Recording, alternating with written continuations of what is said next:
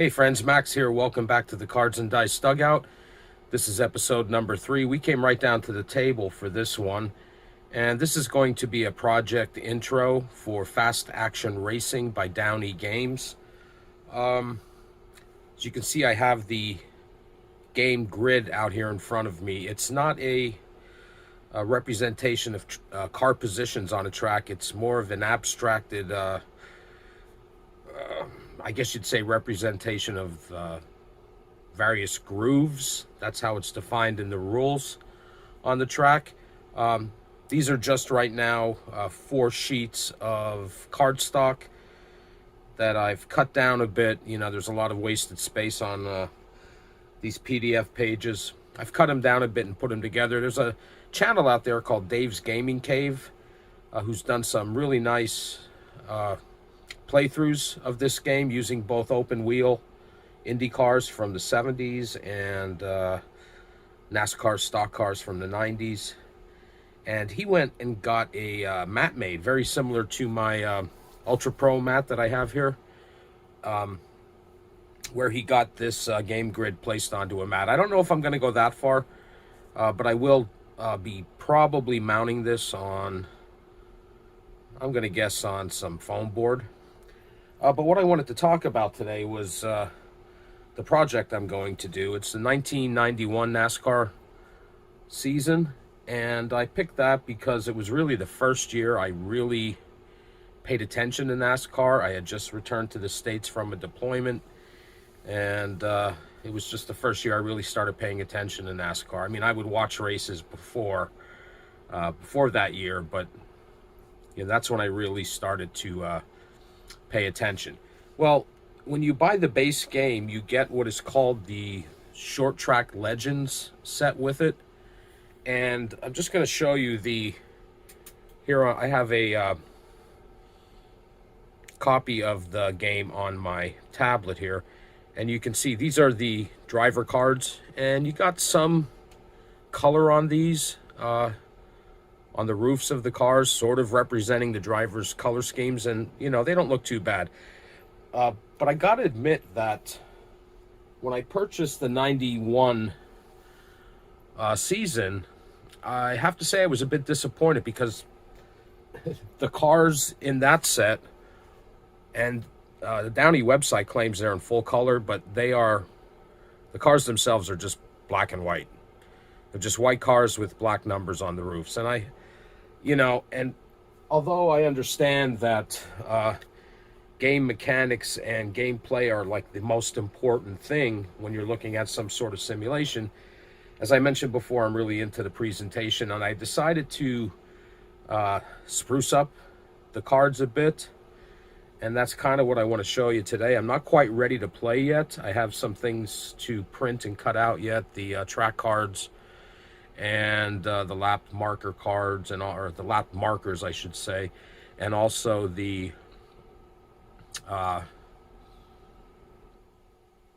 there's one page of charts for the game. But anyway, I decided to take these driver cards for 91 and spruce them up a little bit. And the way I did it was, and I'm by no means a graphic artist, but what I did was where I could find like model kit decals, I would take those to get the car numbers, and I just did some manual manipulation online with Pixlr, Pixlr. That seemed to work pretty good for me. It was a very time-consuming process because I'm not like I said, a graphic artist kind of guy. But anyway, I decided to spruce these cars up, and this project I'm going to run will not be a as-raced replay type of project. I decided to just limit it to 32 drivers. And I know that's not going to fill this grid, because to fill this grid you would need 36. But we're going to go with 32. And the main reason was because of the time it took me to do these graphics for these driver cards. There's 5 or 6 pages of drivers cards in that set, and a lot of those drivers raced in one race, and I decided 32 was a good number. It was the first 2 pages of the driver cards, and it really pretty much gave me the drivers who ran in at least 2/3 of the races. So I want to show you these. I didn't put any like branded sponsors on the cars, but I did try to get the color schemes as close as possible, along with the number fonts, I guess you'd say. So we're going to start at the bottom. Like I said, it's the top 32 drivers, and I just want to show you how these cards came out. Some of them were more difficult than others, but I think for the most part they came out pretty good. So the first guy we have, first card, first driver, is Lake Speed in the number 66 car. We got Kyle Petty, 42. As you can see, the grid, I don't have them taped together yet. They're just kind of sitting here. Next, if I can get the cards apart, Bobby Hillin Jr., the number 20. Guess I should move these over here. Sorry about that. Dave Marcus, the 71 car.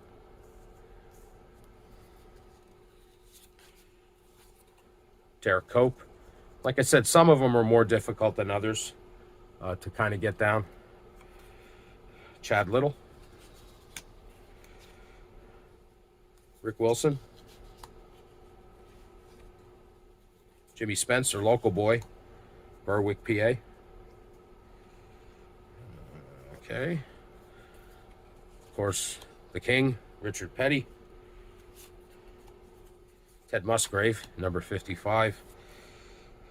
Bobby Hamilton in the 68 Country Time Lemonade car. I believe he was Rookie of the Year in 91. I'm not 100% sure, but I think so. Rick Mast in the number 1 car. Joe Rootman, 75 car. Brett Bodine, Quaker Made 26. Terry Labonte, I believe that was a Sunoco sponsored car, number 94. Dale Jarrett, the Citgo car, as you can see. Like I said, I didn't use any actual trademark names, but I put the shape of the Citgo logo on there. Hut Strickland in the number 12. Michael Waltrip, number 30. I believe that was a Pennzoil car. Jeff Bodine, the number 11 car. Alan Kowicki, the Hooters number 7. Morgan Shepherd, the 15. I think that was Motorcraft. Bill Elliott, number 9. Bill Elliott. And Rusty Wallace in the number 2. Miller Genuine Draft. Ken Schrader, number 25 car. Darrell Waltrip, 17. Sterling Marlin, the 22. Mark Martin,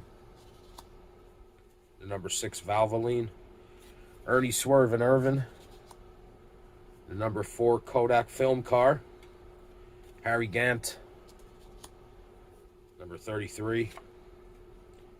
Davey Allison, number 28 car. Ricky Rudd in the Tide, number 5, and the number 1 ranked driver who I guess, well, these rankings are based on the how they finished in points in 91. Of course, the Intimidator, Dale Earnhardt in the number 3. So, going to follow the schedule. So, of course, the first race will be the Daytona 500. Like I said, these are the only cars that are going to be in it. So the field or the grid is not going to be completely filled. But there is a procedure in the rules on how to set up the grid to start when you don't have a full grid. So I'll be getting to this project soon. Like I said, I have a few things to print and cut out yet. And I'm probably going to mount the play grid on, like I said, probably a foam board, maybe a piece of sturdy cardboard. I'm not sure. But that's all I wanted to do in this episode, was to show you how far I've gotten with this other project that I didn't mention in the first video, but it's definitely one. I've been working on these cards for a few weeks. Like I said, it was very time consuming for me, but I'm pretty happy with how they turned out. And that's going to do it for this episode. Those of you who have subscribed already, I thank you for doing that. If you're watching and you're not a subscriber, I ask you to please consider subscribing to the channel, liking this video, and please leave me some comments. Let me know how I'm doing. Like, I want the channel to get better, and we're gonna go from there. I got game 2 of the celluloid series between the Cleveland Indians and Bingo Long's Traveling All-Stars and Motor Kings coming up, and some other projects also coming up. I'll be back again in the near future, and until then, take care.